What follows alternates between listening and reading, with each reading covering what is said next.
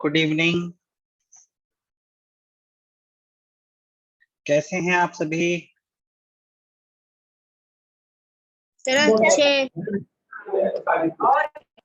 अच्छा, संडे को आप सभी ने क्लासेस अटेंड की थी और डॉक्टर कपिल गोयल और डॉक्टर सौरभ कुमार जी की?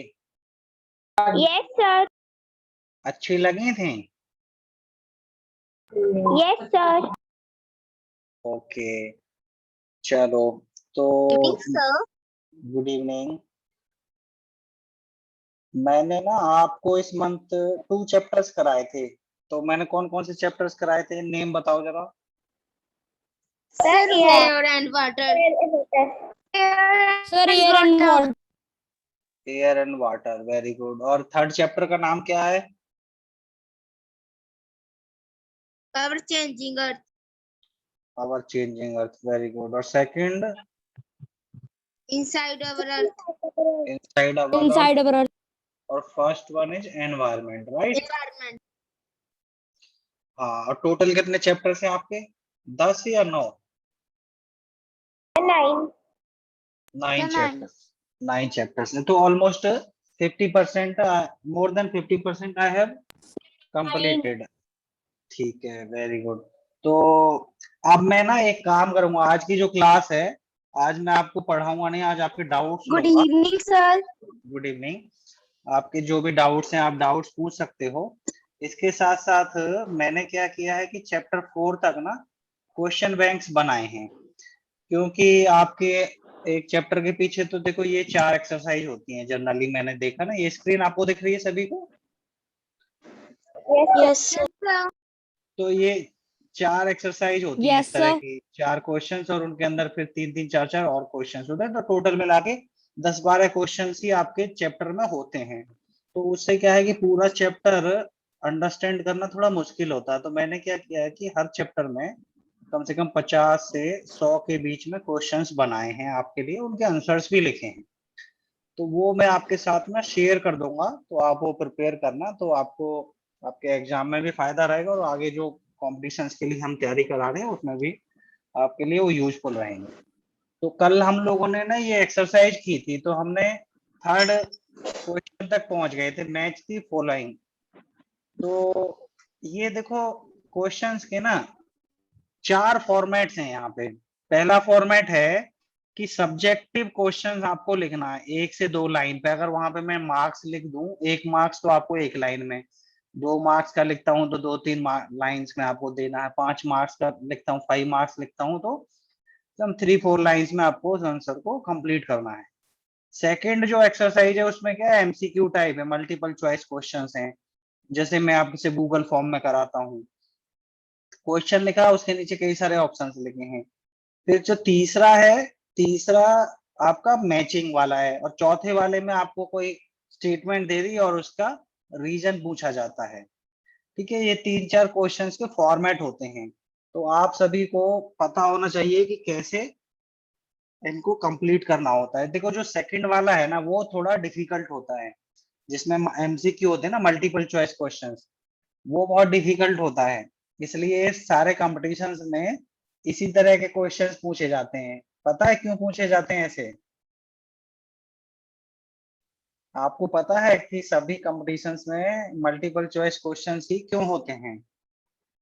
हाँ, सर क्योंकि इनमें कंफ्यूज हो जाते हैं सर, उस ताकि वो इतने कंफ्यूजिंग ऑप्शंस डाल देते हैं कि सभी कंफ्यूज हो जाते हैं और बच्चे गलत कर देते हैं फिर। हाँ, देखो, एमसीक्यू जो क्वेश्चंस होते हैं ना, वो इस तरह के क्वेश्चंस होते हैं कि आपका अगर कंसेप्ट आपको पता है, आपको अंडरस्टैंडिंग बेसिक्स आपको पता है ना बहुत अच्छे से, तो ही आप उनका आंसर दे पाओगे। लेकिन सब्जेक्टिव में तो बंदा ना कुछ भी नियर अबाउट कुछ भी लिख देगा।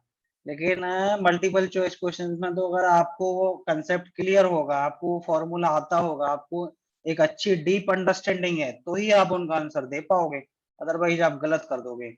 तो आपकी ट्रू नॉलेज को चेक करने के लिए, ट्रू अंडरस्टैंडिंग को चेक करने के लिए ना एमसीक्यू होते हैं, मल्टीपल चॉइस क्वेश्चंस। और दूसरा क्या होता है, बड़ा रीजन, कि इस तरह के जो क्वेश्चंस होते हैं ना उनका एब्सोल्यूट आंसर होता है, मतलब कि बी है तो बी ही है सही। तो उसमें क्या है कि कोई आप डिस्प्यूट नहीं क्रिएट कर सकते कि जी मेरा तो ये एक आंसर था, मैंने तो, अब जब सब्जेक्टिव में आपने कुछ तरीके से लिख दिया, किसी गरिमा ने मान लो अलग तरीके से लिख दिया, आदेश ने किसी और तरीके से लिख दिया, तो उससे क्या होगा कि टीचर को पता नहीं कौन सा पसंद आए, तो उस हिसाब से मार्क्स दे देगा। लेकिन एमसीक्यू में तो भाई एब्सोल्यूट है कि भाई बी है तो बी है, सी है तो सी है, तो अगर सी पे टिक करा तो सी सही है आपका। तो इसलिए क्या है कि डिस्प्यूट भी क्रिएट नहीं होता है एग्जाम्स के अंदर।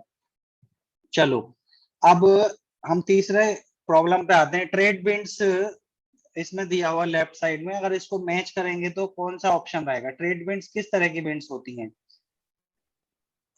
Horizontal movement of air. Permanent wind होती। Sir trade wind permanent wind होती है। ठीक है, और कोई बच्चा बताएगा ट्रेड विंड्स कौन सी होती हैं? Local, permanent, seasonal?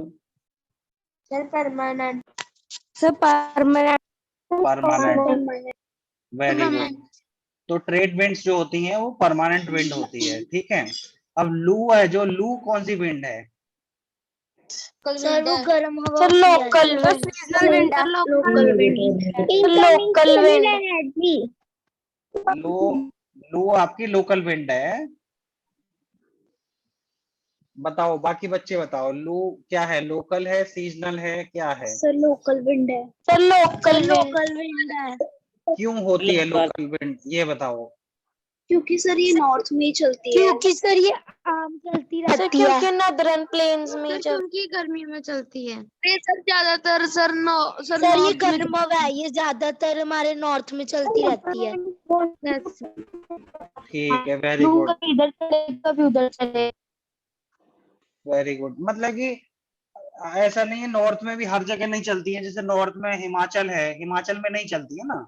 अब जैसे उत्तराखंड है, तो उत्तराखंड में भी नहीं चलती हैं, वो भी नॉर्थ में ही है। मतलब क्या है, एक लिमिटेड एरिया में होती हैं। जैसे मान लो पंजाब है, पंजाब में गर्मी है तो वहां होगी, या आपके राजस्थान में हो सकती है, या सॉरी ये हरियाणा में हो सकती है, या फिर दिल्ली में, ठीक है। तो लिमिटेड एरियाज में होती है, मतलब कि ऐसे रीजन वाइज आप नहीं बोल सकते। नॉर्थ रीजन में तो जैसे आपका हिमाचल, उत्तराखंड, जम्मू कश्मीर आगे, तो वहां पे लू नहीं होती है इतनी गर्मियों में ना, क्योंकि वहां तो ठंडा मौसम रहता है।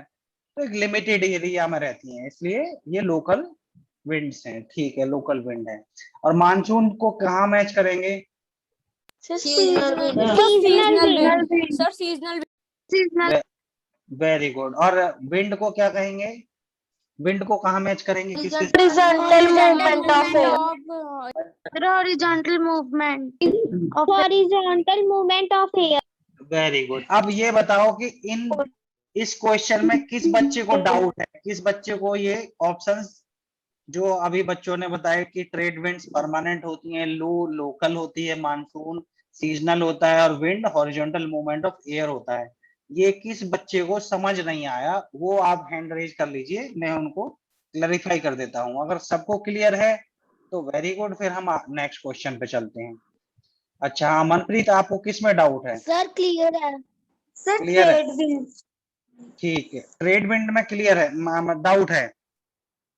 यस।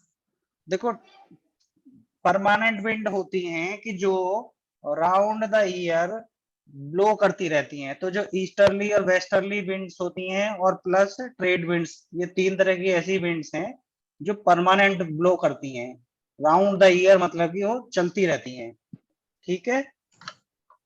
सर सर लू भी ईयर तो चलती रहती है। क्या चलती रहती है? सर लू।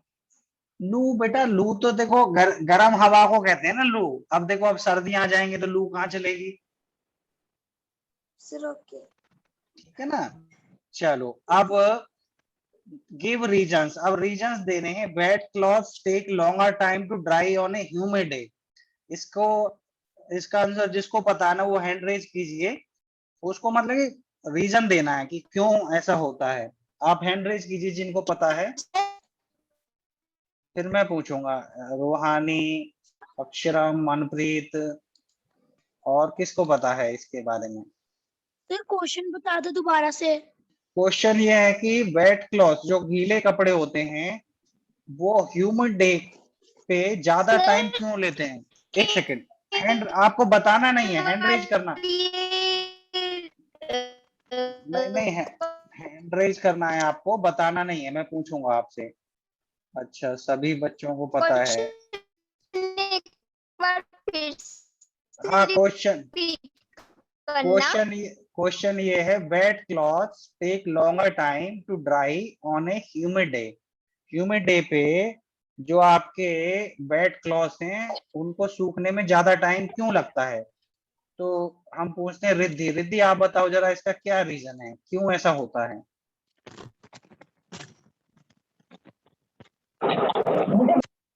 Riddhi,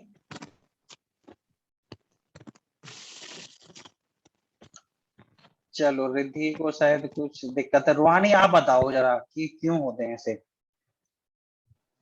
On a humid day, the water holding capacity of air decreases, so the clothes take longer time to dry on a humid day. अच्छा, अब ये जो ह्यूमिड डे होता है, ये बताओ कि ये कब होता है, मतलब कि कैसे होता है ह्यूमिड? सर जब रेन आती है उसके बाद होता है। सर जब एयर में मॉइस्चर होता है। Because the amount of water in the air is more on the humid day than on a sunny day, due to which the rate of evaporation decreases and air soaks in less water. हाँ, ठीक है। देखो, इसमें और मैं थोड़ा आपको understand करता हूँ कि जो ह्यूमिड डे होता है उसमें क्या होता है कि जो एयर के अंदर वाटर कंटेंट है वो बढ़ जाता है। अब वो वाटर कंटेंट बढ़ता कैसे है कि जब जो सन की रेज हैं, हमने वाटर वाले चैप्टर में पढ़ा था कि जब सन रेज आपकी जो वाटर बॉडीज हैं उन पे गिरती हैं तो वहां से वाटर इवोपरेट होता है। जब वाटर इवोपरेट होगा तो एयर के अंदर जाएगा। अब देखो, एक चीज बहुत इंपॉर्टेंट है, एक बच्चे ने बताया कि जब बारिश होती है तो ह्यूमिडिटी बढ़ती है। देखो, जून के महीने में ह्यूमिडिटी नहीं होती। क्यों नहीं होती? क्योंकि जून के महीने में बारिश नहीं होती। जुलाई अगस्त में बारिश होती है। जब बारिश होती है तो अर्थ के ऊपर वाटर बॉडीज बन जाती हैं कि पार्क में पानी भर गया, गली में पानी भर गया, ठीक है, ऐसे जगह जगह पानी आपका ओपन एरियाज में आ जाता है। और सनलाइट तो इन दिनों में जुलाई अगस्त में बहुत ज्यादा होती है। तो जब बहुत ज्यादा एरिया में वाटर होगा तो वो बहुत ज्यादा क्वांटिटी में इवोपरेट करेगा, और जब वो इवोपरेट करेगा तो एयर के अंदर जाएगा। तो इसलिए आपने देखा होगा कि सितंबर के मंथ में ना, अगस्त के मिड से लेके सितंबर मंथ में बहुत ज्यादा ह्यूमिड रहता है। थोड़ा सा भी वॉक करो ना तो आपको पसीना आ जाता है। देखो, पसीना जून में जब वॉक करते हो तब भी आता है, लेकिन क्या होता है कि हमारी बॉडी पे जैसे ही वाटर बाहर आता है पसीने की फॉर्म में, स्वेट की फॉर्म में, तो बाहर क्या होता है कि ह्यूमिडिटी नहीं होती है, टेम्परेचर ज्यादा होता है। एक चीज और मैं आपको बताया था कि टेम्परेचर के साथ जो एयर है उसकी वाटर होल्डिंग कैपेसिटी बढ़ती है। तो टेम्परेचर ज्यादा है, उसके अंदर वाटर है नहीं, तो इमीडिएटली आपकी बॉडी से पसीना, स्वेट एयर के अंदर चला जाएगा, तो आपको स्वेटिंग कम होगा। लेकिन वही चीज अगस्त और सितंबर में ज्यादा होती है, क्योंकि ऑलरेडी जो एयर है उसने अर्थ के ऊपर जो बारिश हुई थी वो वाटर बॉडीज के इवोपरेशन से पानी अपने अंदर ले लिया। ठीक है, तो अब जब हम वॉक करेंगे तो हमारी बॉडी से फर्दर स्वेट एयर के अंदर नहीं जाएगा, या हम कपड़े सुखाएंगे बारिश के टाइम पे तो वो कपड़े सूख नहीं पाते हैं। तो ये एक रीजन है। तो आपको ये थोरोली क्लियर हो गया ना? अगर इस क्वेश्चन को हम किसी भी तरह से थोड़ा सा घुमा दें, लेट से कि जो वेट क्लॉथ्स हैं वो आपके जो अगस्त सितंबर मतलब कि रेनी सीजन में ज्यादा टाइम लेते हैं, क्या ये जो वेट क्लॉथ्स हैं वो सर्दियों में भी ज्यादा टाइम लेंगे सूखने के लिए? तो आप इसको बता पाओगे? Yes, sir. सर्दियों में ज्यादा टाइम लेंगे या कम लेंगे? सर ज्यादा। सर ज्यादा पड़ने लग जाती है। अब देखो, जो कपड़ों के सूखने का ना, दो तीन चीजों पे डिपेंड करता है। एक तो टेम्परेचर। अगर मान लो जैसे सर्दियों में ना डे टाइम में बहुत ज्यादा सनलाइट होती है, ठीक है, उस टाइम पे आप कपड़े सुखा दो तो सूख जाएंगे इमीडिएटली। लेकिन मान लो कि उस दिन सन नहीं निकला, दिसंबर जनवरी का मंथ है, फॉगिंग हो रही है, तो सनलाइट है नहीं, सनलाइट नहीं है तो बाहर टेम्परेचर नहीं बढ़ेगा, बाहर टेम्परेचर नहीं बढ़ेगा तो कपड़ों का जो सूखने का प्रोसेस है वो भी थोड़ा स्लो हो जाएगा। दूसरा एक्सक्यूज मी सर, हम्म सर जो आपने अभी ह्यूमिडिटी वाला समझाया था सर, वो एक बार प्लीज रिपीट कर दो। हाँ मैं कर देता हूँ। तो अब क्या है कि एक तो हो गया टेम्परेचर, दूसरा हो गया ह्यूमिडिटी। अब लेट से सर्दियों में भी कई बार बारिश होती है ना, तो जब बारिश पड़ गई,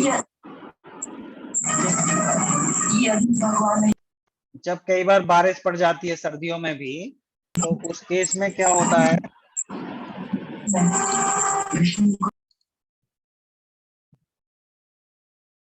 लक्ष्मी आप अपना म्यूट करके रखो, आपका ना। हाँ मैं समझाता हूँ। तो जब सर्दियों में भी बारिश पड़ जाती है तो ह्यूमिडिटी बढ़ जाएगी। अगर बारिश पड़ गई, सनलाइट नहीं है, तो सर्दियों में भी टाइम ज्यादा लगेगा। और अगर सर्दियों में सनलाइट है, बारिश नहीं पड़ी, तो सर्दियों में भी कपड़े सूख जाएंगे। ठीक है, तो लक्ष्मी आप म्यूट करके रखो, आपकी ना होल्डिंग वॉइस बहुत ज्यादा है। Yes sir. Excuse me sir, हाँ आप बताओ किसी को क्या डाउट है। एक्सक्यूज मी सर, सर आपने हमारा माइक अनम्यूट एयर की वाटर होल्डिंग कैपेसिटी इंक्रीज हो जाती है, डिक्रीज किसके साथ, टेम्परेचर के साथ? ह्यूमिड डे पे एयर की वाटर होल्डिंग कैपेसिटी इंक्रीज होती है, डिक्रीज। देखो मैं उस दिन भी आपको बताया था कि ह्यूमिड डे पे क्या होता है ना कि वाटर होल्डिंग जो कैपेसिटी है वो टेम्परेचर पे डिपेंड करती है। जब टेम्परेचर बढ़ेगा तो वाटर ज्यादा इवापोरेट होगा और वो आपका एयर के अंदर जाएगा। ठीक है, जब बहुत ज्यादा एयर के अंदर वाटर चला जाएगा तो उसके जो कैपेसिटी है वो ना सेचुरेट हो जाती है। ठीक है, तो ह्यूमिड डे पे मैक्सिमम कैपेसिटी होती है उसके अंदर, ऑलरेडी बहुत ज्यादा वाटर वेपर्स एयर के अंदर होते हैं ऑलरेडी, तो फर्दर उसके अंदर वाटर इनटेक कैपेसिटी जो होती है वो कम हो जाती है। मतलब कि आप ये नहीं कह सकते कि ह्यूमिड डे पे एयर के अंदर वाटर नहीं जाता है, उसके अंदर मैक्सिमम आप कह सकते हैं कि ह्यूमिड डे पे ही एयर के अंदर मैक्सिमम वाटर होता है। मतलब कि उसकी कैपेसिटी होती है वो मैक्सिमम ह्यूमिड डे पे ही होती है। बट क्योंकि ऑलरेडी उसने बहुत ज्यादा वाटर ले लिया है, फर्दर वो वाटर नहीं ले पाती है, इसलिए ह्यूमिड डे पे जो कपड़े हैं वो आप एडिशनल डाल रहे हो, तो जो कपड़ों से जो पानी एयर के अंदर जाएगा वो नहीं जा पाता है इतनी जल्दी। ठीक है रोहानी, आपको क्लियर हुआ? रोहानी यहाँ पे हम इंक्रीज हैं, क्या पूछ रहे हो? हम इंक्रीज वर्ड यूज करेंगे सर, हम यहाँ पे लिखेंगे the water holding capacity of air increases. Increase नहीं, maximum water holding capacity on humid day is maximum of air. क्योंकि ह्यूमिडिटी क्या है, ह्यूमिडिटी का मतलब है कि पानी, पानी कितना होल्ड कर रखा है एयर ने। अगर पानी उसके अंदर वाटर वेपर्स नहीं है तो वो ह्यूमिड नहीं होगा। ह्यूमिडिटी का तो हमने यही आप पढ़ा था ना एयर वाटर वाले चैप्टर में कि जब जो वाटर इवोपरेट होके एयर के अंदर चला जाता है तो वो एयर की ह्यूमिडिटी बढ़ा देता है। Humidity is nothing but water vapours in air. ठीक है, अब जब ह्यूमिड डे है तो मतलब कि मैक्सिमम वाटर वेपर्स हैं एयर के अंदर, तो उसकी जो कैपेसिटी है वो तो मैक्सिमम होती है, इंक्रीज नहीं होती, मैक्सिमम होती है। इंक्रीज का मतलब इंक्रीज होती है टेम्परेचर के साथ, जैसे जैसे आप टेम्परेचर बढ़ाते जाओगे तो वो ज्यादा सराउंडिंग से वाटर इवोपरेट होगा और वो ज्यादा से ज्यादा एयर के अंदर जाएगा। ह्यूमिडिटी मतलब कि जो अगस्त सितंबर में यही तो होता है, टेम्परेचर भी बहुत ज्यादा होता है और बाहर वाटर बॉडीज भी बहुत ज्यादा बन जाती है बारिश के पानी से, तो वो टेम्परेचर ज्यादा से ज्यादा पानी को इवेपोरेट करता है और वो पानी सारा का सारा एयर के अंदर चला जाता है, और वो मैक्सिमम वाटर कंटेंट अपने अंदर रखती है। तो इसलिए क्या होता है कि उस दिन ह्यूमिड डे पे मैक्सिमम वाटर होता है एयर के अंदर, ठीक है। बट वो फर्दर वाटर नहीं ले पाती क्योंकि एक लिमिट तक ही वो वाटर होल्डिंग कैपेसिटी उसकी होती है। और बताओ आपको क्या डाउट है किसी बच्चे को यहाँ तक? नहीं हमें तो क्लास में डिक्रीज है सर, हमें क्लास में डिक्रीज लिखवाया है। क्लास में डिक्रीज लिखवाया है।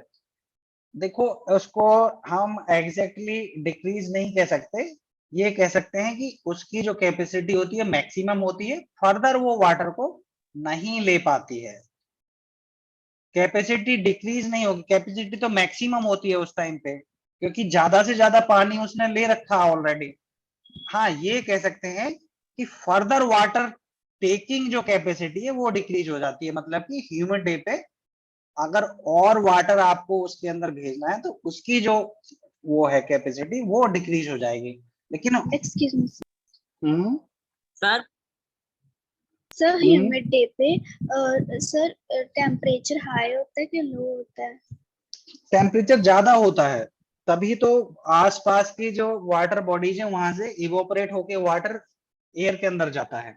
देखो सर्दियों में तो ह्यूमिडिटी नहीं होती ना, गर्मियों में ही होती है, अगस्त सितंबर में ह्यूमिडिटी बढ़ती है नॉर्थ में, और साउथ में हमेशा, मतलब कि जैसे त्रिवेंद्र में वहां पे हमेशा ह्यूमिडिटी रहती है, क्योंकि वहां पे पास में ही समुद्र है, समुद्र पे हमेशा, और वहां पे सनलाइट हमेशा रहती है, वहां सर्दियां नहीं होती हैं, तो वहां पे हमेशा सनलाइट बहुत तेज होती है, सी का वाटर इवोपरेट होता है एयर के अंदर जाता है, और वहां पे हमेशा ह्यूमिडिटी ज्यादा रहती है, ठीक है। सर आ गया समझ सर। हाँ सर ओके सर। सर हाँ जहाँ पर सनलाइट ज्यादा पड़ती है वहां पर ह्यूमिडिटी ज्यादा होती है? ऐसा भी नहीं है, देखो जहां पे सनलाइट ज्यादा पड़ती है वहां पे ह्यूमिडिटी होने के चांसेस हैं, क्योंकि सन का जो, मतलब कि जो टेम्परेचर है वो एक क्राइटेरिया होता है ह्यूमिडिटी के लिए, लेकिन उसके साथ साथ पानी भी तो होना चाहिए, वाटर बॉडीज भी तो होनी चाहिए। अगर मान लो राजस्थान की बात करो आप, राजस्थान में जून के मंथ में टेम्परेचर बहुत ज्यादा होता है लेकिन ह्यूमिडिटी नहीं होती क्योंकि वहां पानी नहीं है। लेकिन वही जून के महीने में अगर आप केरल में चले जाओ तो वहां ह्यूमिडिटी बहुत ज्यादा होती है क्योंकि पास में समुद्र है। तो टेम्परेचर प्लस वाटर दोनों चीजें होनी चाहिए तभी ह्यूमिडिटी एयर के अंदर जाएगी। अभी क्लियर हुआ सभी बच्चों को ये concept? Yes sir. Yes yes sir. चलो ठीक है। अब सर हाँ सर कोई एसवीएम और एसवीएम की आईडी से मुझे बार बार मैसेज भेजी जा रहा है कि अपना माइक म्यूट कर लो। हाँ वो आपके कोऑर्डिनेटर होंगे ना, इसलिए आपको बोल रहे होंगे या सर आपके। मेरा माइक अनम्यूट। हाँ चलो ठीक है, कोई नहीं, ऐसे आपके कोई मित्र भेज रहा होगा मैसेज। चलो तो अब आपकी ये एक्सरसाइज भी हो गई, आपका के डाउट्स भी क्लियर हो गए। अब आपके नेक्स्ट वीक एग्जाम है, ये मेरी आपके साथ लास्ट क्लास है इस मंथ की। जैसा मैंने आपको बताया कि क्वेश्चन बैंक मैंने बनाए हैं, वो क्वेश्चन बैंक्स मैं आपके साथ शेयर कर दूंगा, और इस वीक में मैं बी ग्रुप के बच्चों के साथ आपके सेकंड, थर्ड और फोर्थ चैप्टर्स के गूगल फॉर्म में पूरे चैप्टर्स के 2-3 दिन टेस्ट लूंगा। मैं लिंक्स आपको आपके व्हाट्सएप ग्रुप में शेयर कर दूंगा। कोई क्वेश्चन नहीं दिया सर एक एक एक करके क्लासेस लगेंगी एक एक करके। हाँ मनप्रीत आप बताओ। हमारे दिन परसों से एग्जाम। आप ना फर्स्ट चैप्टर के साथ सर सभी चैप्टर्स की भेज दोगे? सब मेरे पास ना फर्स्ट और सेकंड की भी नहीं है। हाँ चलो मैं एक फर्स्ट चैप्टर से लेके फोर्थ चैप्टर तक आपको सारे क्वेश्चन बैंक्स भेज दूंगा, ठीक है। हाँ नेहा क्या डाउट है आपको? नेहा गलती से आ गया था ठीक है। हाँ अक्षरम आपको क्या पूछना है? सर। इंसोलेशन पूछना है। हाँ, इंसोलेशन क्या होता है बताओ, किस बच्चे को पता है इंसोलेशन? देखो मैं आपको यहाँ पढ़ाया था ना पहले इंसोलेशन, बताओ किसको पता है इंसोलेशन?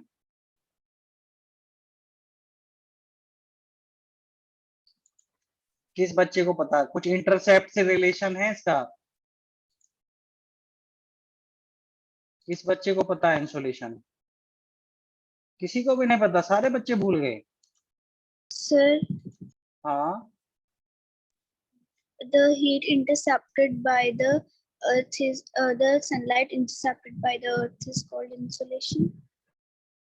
हाँ, मैं इंटरसेप्शन और एनर्जी, सोलर एनर्जी, इस ये 2-3 चीजों से आपका इंसोलेशन का आपको एक अंडरस्टैंडिंग हो जाता है। देखो ये स्लाइड में मैं आपको जब पढ़ाया था ना कि जो एटमॉस्फेयर है उसके की सब जो पॉइंट्स हैं, कि एक तो जैसे आपका टेम्परेचर हो गया, प्रेशर हो गया, ह्यूमिडिटी हो गई, ये सारी चीजें। तो जब टेम्परेचर में हम पढ़ते हैं तो उसमें बेसिकली ये इंसोलेशन आता है। तो इंसोलेशन बेसिकली क्या होता है कि जो एनर्जी है सन की, वो एनर्जी हमारी अर्थ पे किस तरह से पड़ती है। हमने 6th क्लास में पढ़ा हुआ लैटिट्यूड्स लॉन्गिट्यूड्स। तो क्या होता है कि जब हम वो पढ़ते हैं तो वहां पे हमने सीजन्स भी पढ़े थे, ठीक है। तो एट ए टाइम एक तो पूरी अर्थ पे सन की लाइट नहीं होती है, आधी पे होती है। और उस एक सेकेंड, और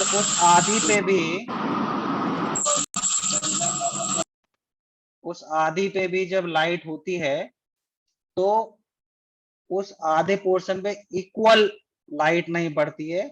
जो इक्वेटर होता है उस पे आपकी स्ट्रेट लाइंस में सन रेज आती हैं, लेकिन जो जब हम पोल्स की तरफ चले जाते हैं तो वहां पे क्या होता है, एंगल चेंज होता चला जाता है, एंगल कम होता चला जाता है। और उससे क्या होता है कि जब पोल्स की तरफ बढ़ते हैं तो वहां पे उतना ज्यादा टेम्परेचर क्रिएट नहीं हो पाता है।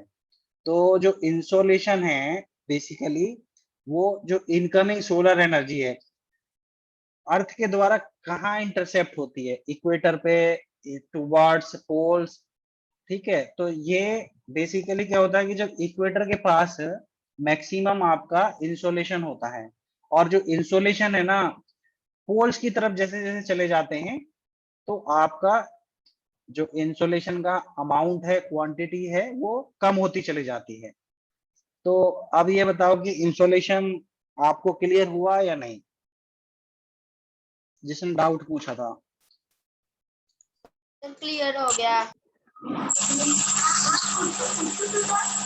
चलो ठीक है, फिर आज की क्लास को हम यहीं खत्म करते हैं। हाँ शिवम बताओ। सर टेस्ट किस दिन लोगे? टेस्ट का मैं बता दूंगा आपके ग्रुप में, आज या कल सुबह मैं आपको क्वेश्चन बैंक शेयर करूंगा, ठीक है। सर आप रिकॉर्डिंग भेज दोगे? हाँ, रिकॉर्डिंग्स मैंने सारी की सारी इग्नाइटेड माइंड्स और भारत का जो यूट्यूब चैनल है उस पर डाली हुई हैं, और जो बची हुई हैं वो भी मैं आपकी कल तक डाल दूंगा सारी रिकॉर्डिंग्स, ठीक है। आप ये वाली रिकॉर्डिंग व्हाट्सएप में डाल दो प्लीज। ठीक है, मैं ये अपलोड करके आपको व्हाट्सएप में डाल देता हूँ, ठीक है। चलो अब हम आज की क्लास खत्म। हाँ लक्ष्मी बताओ। सर मैं बोल रही थी कि जिनके पेपर शुरू हैं वो क्लास फिर कब लगेगी? वो पढ़ सकते हैं? देखो क्लास कंटिन्यू रहेंगी, आपकी, आपके एग्जाम्स हैं तो भी रहेंगी, नहीं है तो भी रहेंगी। आप कोशिश कीजिए क्लासेस अटेंड कीजिए, क्योंकि हम चाहेंगे कि मान लो कल आपका जिस चीज का एग्जाम है उससे रिलेटेड ही आपका रिवीजन कराया जाए या उससे रिलेटेड आपको पढ़ाया जाए, तो आपको फायदा करेंगी। और अगर कोई बच्चा एग्जाम में नहीं अटेंड करना चाहता है तो कोई दिक्कत नहीं है, बट कोशिश कीजिए कि आप सभी बच्चे अटेंड करें क्लास। Okay sir. हाँ सर अगर पहले पेपर इंग्लिश का तो वो पढ़ाया जाएगा इस क्लास में? मतलब कि पूरा इंग्लिश नहीं पढ़ाया जाएगा। जैसे मान लो कि अब कल आपका इंग्लिश का पेपर है, आज मैं ज्योग्राफी की क्लासेस ले रहा हूँ, तो मैं आपसे थोड़ा सा रिवीजन करा लूंगा, मान लीजिए आपसे पूछ लूंगा कुछ डाउट्स क्वेश्चंस वगैरह। मैं आपको ज्योग्राफी की जगह इंग्लिश तो नहीं पढ़ा सकता, बट हाँ ये है कि मैं आपका एक रिवीजन ले लूंगा, करा दूंगा। इस तरह से हमने प्लान किया है। क्लासेस क्यों नहीं लगा रहे? मेघा दीदी की क्लासेस इसलिए नहीं लग रही क्योंकि वो एक तो बीमार चल रही हैं और थोड़ा उनके ऑफिस में एंगेजमेंट्स ज्यादा है, मीटिंग्स वगैरह, तो इसलिए। बाकी वो इस वीकेंड पे आपकी क्लासेस लेंगे, जो आपकी क्लासेस नहीं हुई उनकी एक्स्ट्रा क्लासेस लेंगे। Okay sir. चलो ठीक है फिर, है। जय हिंद, जय भारत।